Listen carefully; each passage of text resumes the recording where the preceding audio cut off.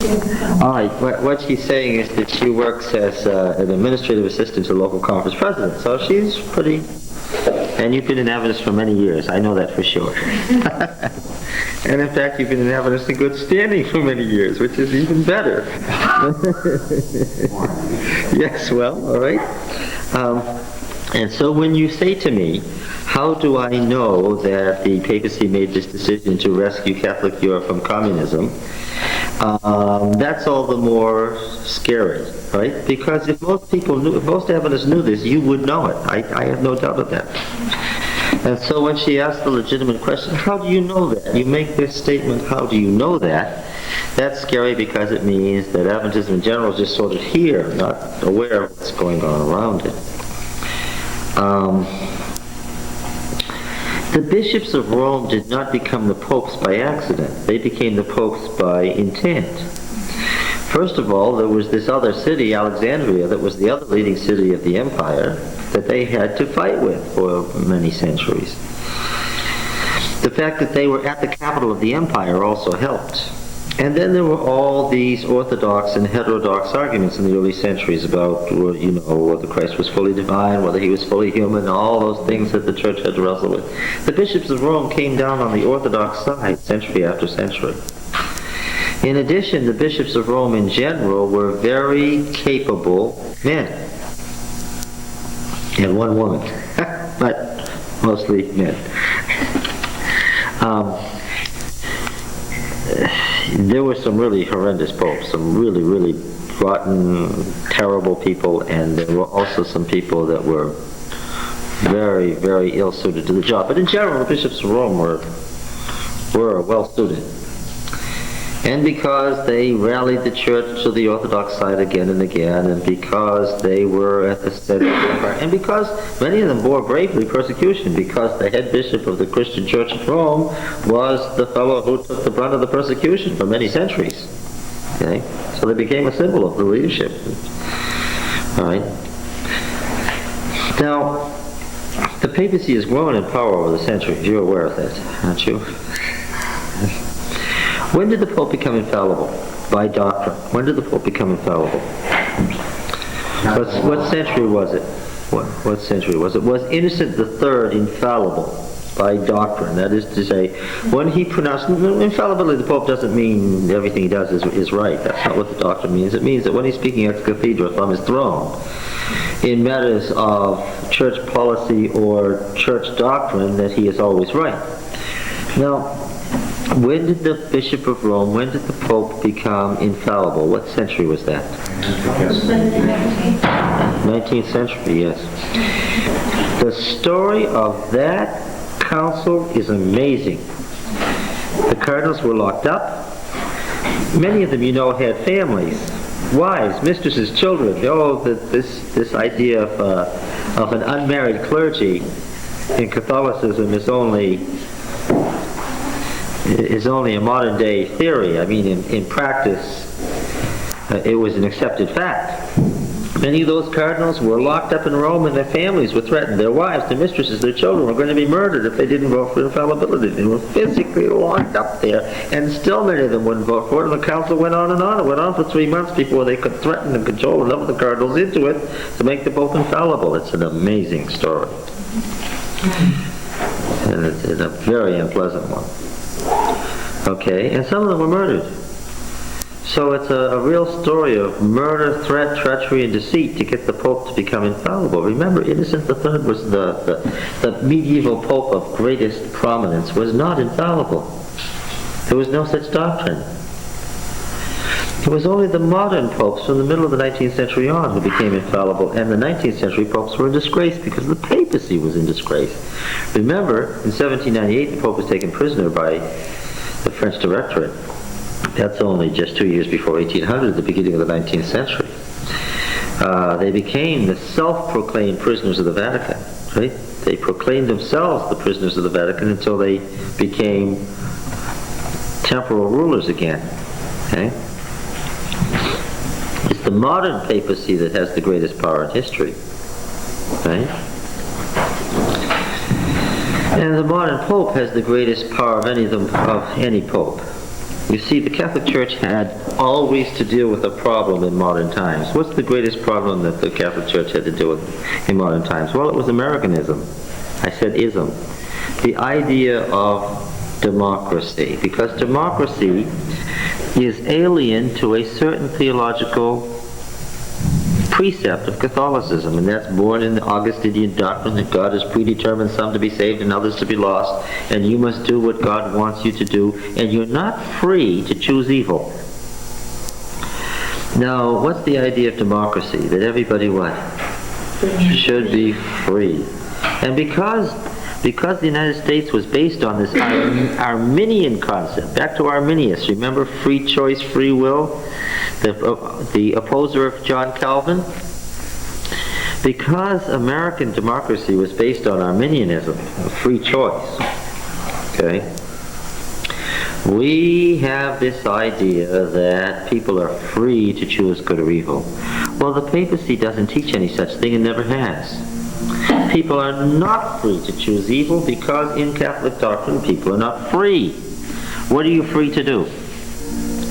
Being Augustinians, what's the answer? What are you free to do? You're free to do what God wills, and that's it. Anything now that allows for freedom that moves away from God's stated will is anathema. Do you understand? So now when you get this idea of American Catholics who have the concept that people ought to be free, that's not Catholic doctrine.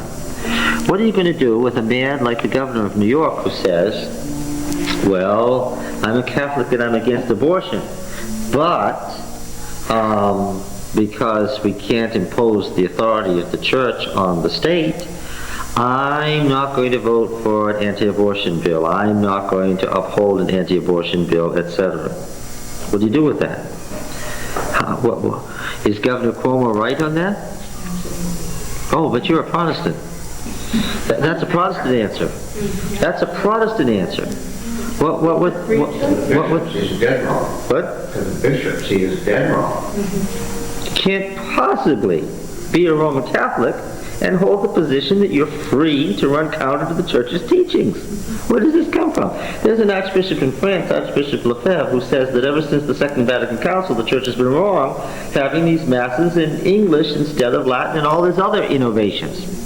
And so he has said he's going back to the old Catholicism. He's not going to listen to what the Pope says. What's wrong with that?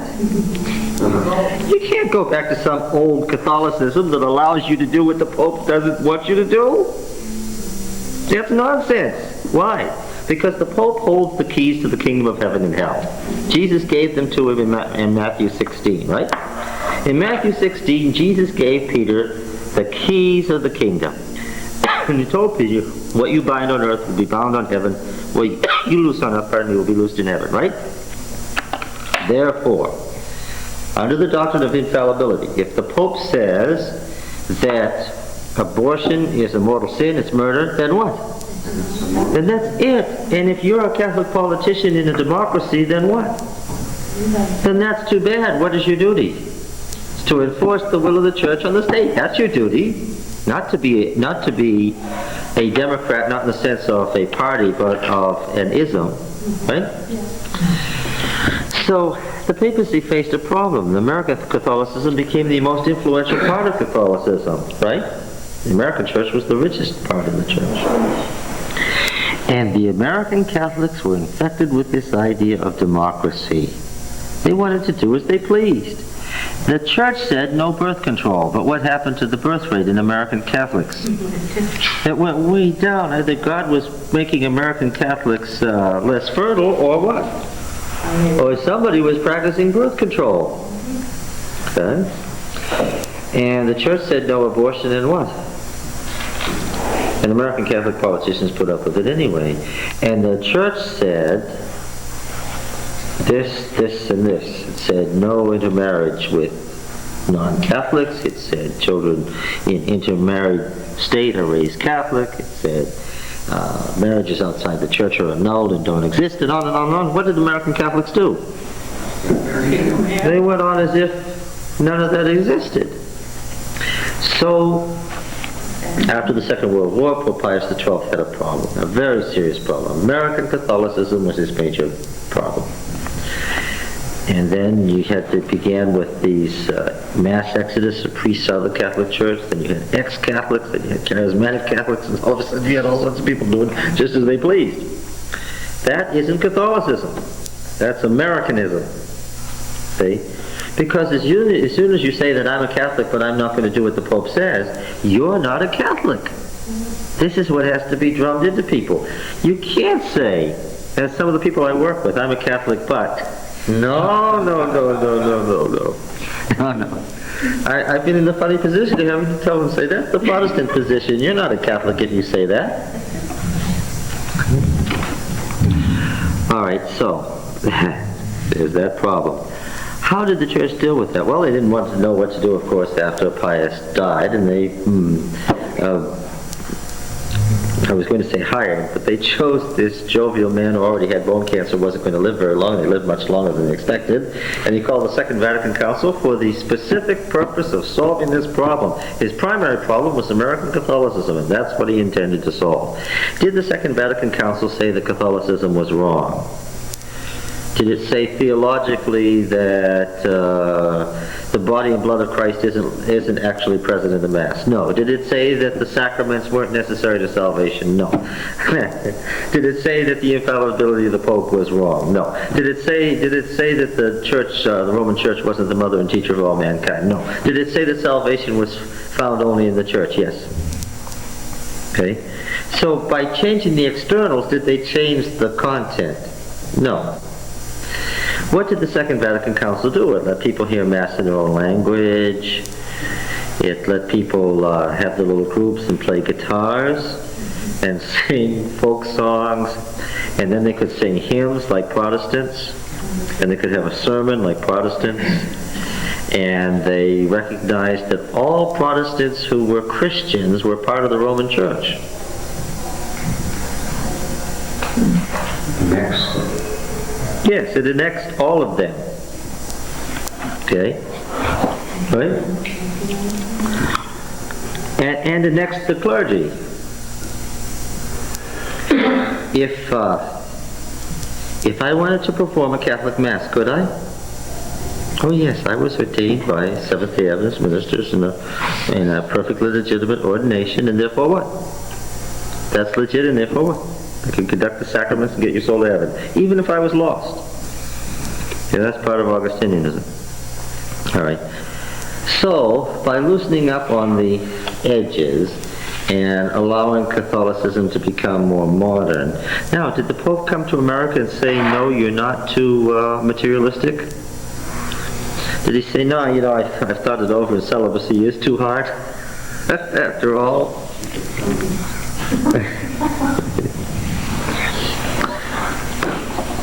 And did he come to America and say, I'm the Pope and I'm a pretty grim, unhappy man because it's a grim, unhappy system? Is that the impression you get? No. Having dealt successfully with the problem of American Catholicism, what was the next problem? Well, the state of the world church. Right? The next Pope named himself Paul. Why? Because he recognized what? Who was Paul? Let's go back. He was the great what? He was the great missionary. And in this Pope you had someone who did what? He set a pattern. He did something very different. What did he do? Now he's in the Middle East. Now he's in Indonesia. Now he's in Eastern Europe. Now he's in Turkey. Now he's in the United States. He's in Yankee Stadium, saying that's 100,000 people. Now he's at the United Nations. Now he's in California. And suddenly you had a Pope who was what? He was here, he was there, he was everywhere that needed papal attention. What determined what needed papal attention? The state of the Church. In the Vatican, there are 4 situation rooms. This is not a secret, this is published material. In the Vatican, there are 4 situation rooms. Not secret, I'm not talking about something down in the dark catacomb that's hidden. The Secretariat of the Vatican would tell you about this and would show you, if you were a reporter, would show it to you. The 4 situation rooms, the first, of course, deals with Catholicism itself and its world mission. It's filled with world maps Let's show what Catholicism is doing here, there, and everywhere. And the second is the situation of the other Christians who have a worldview. Okay? And the Situation Room devoted to the other Christians with a worldview makes note of this fact. They have a worldview, but they're not geopolitical. That is, they have no political theory to push. See, the papacy is by nature political. Why?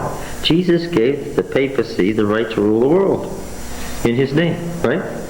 So therefore the Pope has to deal with kings and prime ministers and populations as a whole.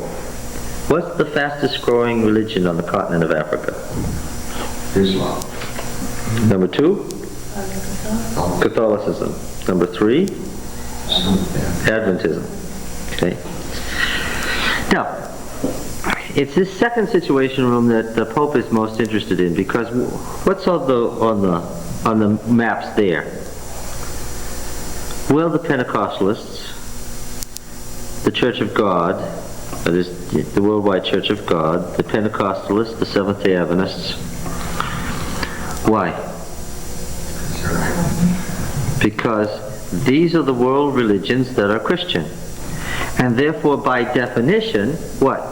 Even though they all share this common view that the papacy is the harlot of Revelation, is the whore of Babylon, they are, by the definition of Roman Catholicism, what? Part of the confused part of the Roman Catholic Church. And because they are Christians in the fullest sense, they are what? Carrying out part of the responsibility of the church. And the problem for the papacy is, when you go to Nicaragua and 15% of the population is either Pentecostalist or Jehovah's Witness, then what do? There's got to be some way to pull that 15% of the population, what? Back into the fold of the church, since they're already Catholic. Right? The problem that the papacy has with what they call the minimalist churches, the true Christian churches that minimize Catholicism, are that they teach that it's okay to be free. And they make it possible for other groups that aren't Christian, like the Mormons, the Jehovah's Witnesses. You understand the Jehovah's Witnesses are not Christians, right? In any technical sense, they're not Christians. Mormons are not Christians. You understand that, right? And then as you go out further and further and further, finally, and in the fourth Situation Room, you look at the other world religions like Islam. Okay? Now these four Situation Rooms have staffs that keep the Pope constantly informed and updated on the world mission and activity of the great religions of the world, and what the Church's special situation is in each of these countries and areas and regions and continents and so forth. Okay? Why do they do that? Because if you want to talk about what Catholicism is going to do in Thailand, what do you need to know? What's going on in Thailand? What are we doing? What are other Christians doing? What are non-Christians doing? And what is the political and demographic situation as a whole? This is how the papacy runs. What I'm telling you is, the papacy doesn't run by accident. Do you understand what I'm saying? The papacy does not run by accident. Nor does it run by response to world situations. Right? The Pope doesn't wait for something to happen and then respond and decide what to do about it. What does the papacy do? It plans. Right? Can we give credit to what Mrs. White said in Great Controversy, that the Church of Rome, it has the long view, right? Right? The church is 20 centuries old, so it's got the long view. Right? And it's geopolitical. It's a worldwide political movement. All right? Now, would it be correct to say that the Pope knows about Seventh-day Adventists? Well, that's... Of course. Why?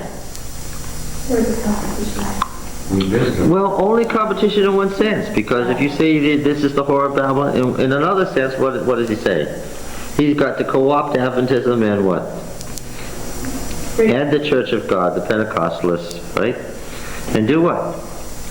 And get these world Christian religions with world evangelical views to do what? To cooperate with the Christian church in its fullest sense. The universal church. Ecumenism. Yeah. Okay. Now then, since the papacy has long maintained situation rooms and long maintained this long view, did it understand after solving the problems of American Catholicism in the Second Vatican Council that it had a problem with communism? Oh yes, the papacy has always understood that what? In order to achieve its purposes, what must it do? Exercise political authority. Right? Must exercise political authority. Yes, and therefore what must it do vis-a-vis communism? Yes. But communism as a system, can it be allowed to continue? No. No. Nor can any other system. Yes, by definition. It wasn't the papacy's hope to undermine communism. It was its hope to do what? To destroy communism. That's a different thing. Now, you don't destroy communism without money. You don't destroy communism without people, without a program of events. See, the communist regimes always had a big problem. And it's the problem that any system does that tries to wipe out religious traditions. What's that? Religious traditions don't go away in 10 years or 20 years or 30 years or 50 years. Religious traditions that are 20 centuries old don't disappear in 50 years.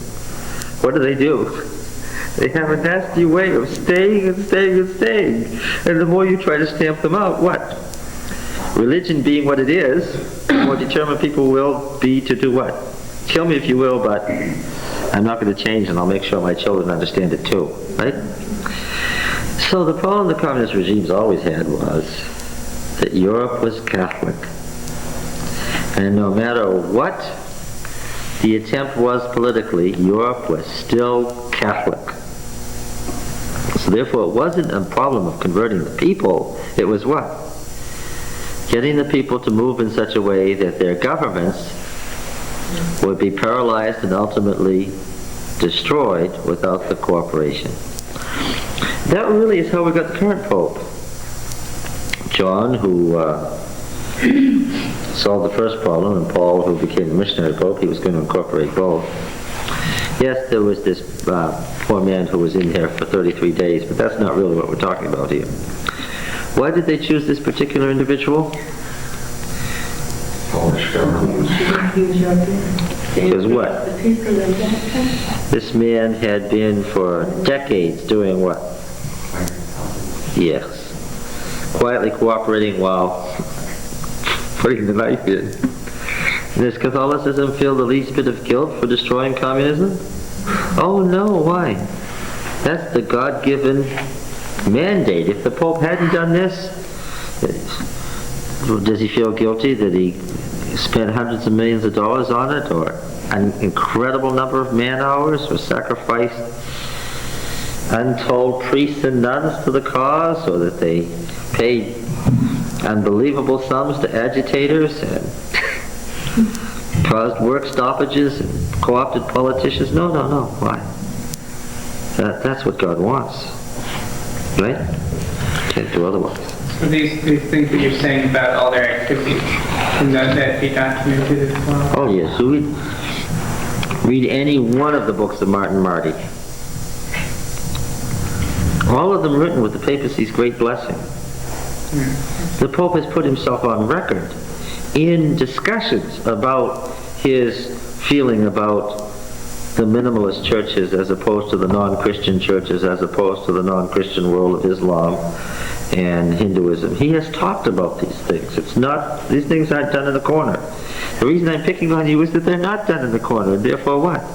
If the Pope is actively telling reporters in the world, this is what we're trying to do and why, then what? We should at least be respectful enough to understand what's being said, to know what's being said and understand it. So is there any respect in from how do they feel about German Lutheranism? Well, remember that Catholicism has always regarded Lutheranism as just the German form of Catholicism. That's the way it seems, really. Oh, they fight the political argument about Luther was mad at that particular pope and that pope was mad at Luther. But remember, as far as the Mass, what did Luther say? When Luther and Zwingli met in the Alps, and Zwingli said, no, Christ's body and blood aren't actually present in the Mass, what did Luther write? He was still a good Catholic. What did he write? He wrote on the table, "This is my body." He wouldn't even answer. He wrote, "This is my body," meaning what? It is. Yes. Oh, yes. The doctrine didn't change enough. Actually, Lutheranism is Augustinianism. Yes, and the medieval popes had gotten away with this wildness of indulgences and so forth, and the papacy is willing to say that was a no-no. But yes, Lutheranism isn't viewed as an enemy of Catholicism. And in fact, politically, is it an enemy of Catholicism? No. In the 500th anniversary of the Reformation, East Germany was still East Germany. And those two great cathedrals at Wittenberg that face each other, the Lutheran and the Lutheran and the Catholic, what did they do? They had a great, huge celebration. Okay? The renewal of the church. That's what the Reformation is now. But isn't that what mostly all the churches are doing, even the Adventist churches? They're kind of being all put in together with the Catholic Church or the Protestant churches and so on. I think we've changed our viewpoints just like the Catholics. Well, it's subtle. The times have changed. Times change, and you get used to the change, and sometimes it's impossible to remember that there ever was a change. When I grew up, being a Protestant in Massachusetts was something really different, and we had to go see the movie about Martin Luther in secret, and it couldn't be advertised. It was a big deal. So, what is it now? This is the far side of the Vatican Council. Right? Ecumenism is succeeding. Yes, that's right. And not only from the Catholic Church, it's succeeding because all the other churches are the same thing and cooperating. The Catholic, that was John Paul's, that was John's intent, was to soften the edge of public Roman theology so that it would be possible for the Protestants to be co-opted. That's right. To get them back into the church. The separated brethren who have to come back into the church. That's the purpose of what you said. Nothing changed. The basic foundation of the Roman Church has not altered a whit in centuries. Only the dressing, the window dressing, which makes it possible. That's why Father Feeney died an excommunicated soul. Everybody can kind of... Right? Because he said what? Protestants are evil and they're all damned to hell, and that's the last thing the papacy wanted to hear. Right? There's one thing about all this that really fascinates me. So many Catholic institutions are going down because of lack of interest in the parish, in the school, in the retreat, or the church itself, or whatever. So I wonder if isn't sort of a self-defeating... The papacy has ongoing commissions about American Catholicism. There are ongoing commissions in the Vatican of how to deal with the particular quirks of the American mind. Okay? So they don't care that there's very poor attendance right now? No, because they know what they're going to do about it. They know what their plans The are. Protestants. Yes, that's one of The the... same thing is happening to the Protestant institutions too. Religion. And you must know, too, that the Pope is a believer in prophecy. He believes that this is the last century and the end of the world. He's a believer in prophecy. He believes that these apparitions are real ones and that the Virgin Mary has pronounced her last statements to the world, and it is the end of the world. And she has told the Pope what to do and what her mandates are. Right? He's a believer in prophecy, and he's a believer in spirituality. When they go to these Maris shrines, like the one in Portugal and the one in Yugoslavia, it's to show that they believe these things are true. He's a believer, on top of everything else. You've got to understand that the popes believe that Catholicism is true Christianity. Well, makes them dangerous. Well, yes, if they were just politicians, we could laugh at it, but they're not. The Pope is genuinely, what you see is what you get. There isn't some facade and you go behind that and he's not really a religious man. I mean, some Protestants might like to think that, but that's not what's there. The papal connection of solidarity in Poland seems to me a typical manifestation. That's right. They created it. Right? And stage managed it right from the beginning with the sole purpose of starting out with Poland, of destroying communism. Yes. And it was managed wonderfully. Went as far as they could, backed off a little, went a little further, backed off a little further. On a 2-year schedule. It was amazing how well it was done. And what's also amazing is even though the papacy has been very, very open about this, the Western press, particularly the American press, I think the people in the press live in their own reality. They're out there zooming off in their own liberal reality and don't seem to understand what's going on. They treated the whole thing as a surprise. This amazing thing, the fall of communism. Something that had taken 30 years of hard work and untold millions of dollars to accomplish, and it was a surprise. Okay. But don't you think the American government and a lot of American people don't think that they are responsible? Well, I suppose so, but I don't think the people at the highest levels of the American government are confused about the papacy. I think the people who run the government understand the role of the papacy and its intentions and see the papacy as an ally, of course. Yeah. If you ever went to Poland, which I did about 4 years ago, you would see how strong the Catholic Church is. Well, it's 97% of the population. But the churches are just packed, and I mean these huge, huge cathedrals that are astronomical. There's not even room enough for all the people. Some of them stand there so packed. Yes.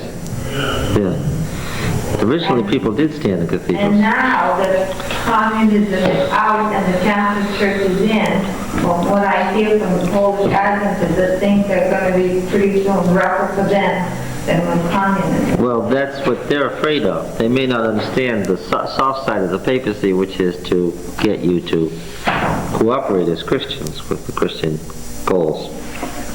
Okay. So, again, I suggest read any of Martin Marty's books. And